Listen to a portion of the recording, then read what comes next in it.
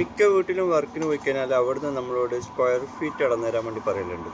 അത് ചിലപ്പം ടൈൽസ് ഇട്ട ഏരിയയിലായിരിക്കും, അല്ലെങ്കിൽ മറ്റെന്തെങ്കിലും ആവശ്യത്തിനൊക്കെ വേണ്ടിയിട്ടാണ്. അപ്പോൾ അതെങ്ങനെ സിമ്പിളായിട്ട് അളക്കാമെന്നുള്ളത് ഞാൻ നിങ്ങൾക്ക് കാണിച്ചു തരാം.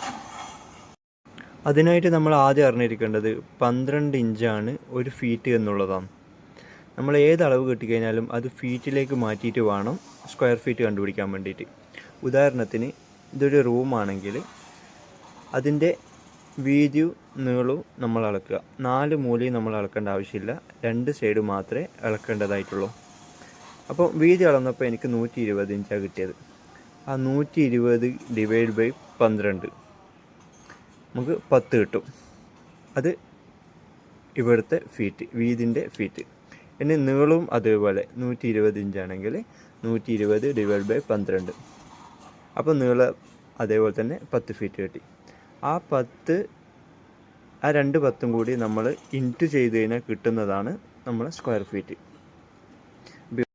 അപ്പോൾ സ്ക്വയർ ഫീറ്റ് ഇളക്കാൻ വേണ്ടിയിട്ട് ഇത്രയേ പണിയുള്ളൂ. നമ്മൾ ഏതിൻ്റെതാണോ സ്ക്വയർ ഫീറ്റ് നമുക്ക് കാണേണ്ടത് അതിൻ്റെ വീതിയും നീളവും പിടിച്ചിട്ട് അത് 12നെ കൊണ്ട് ഡിവൈഡ് ചെയ്ത് കിട്ടുന്നത് വെച്ചിട്ട് നമ്മൾ ഇൻറ്റു ചെയ്ത് കഴിഞ്ഞാൽ കിട്ടുന്നതാണ് നമ്മളെ സ്ക്വയർ ഫീറ്റ്.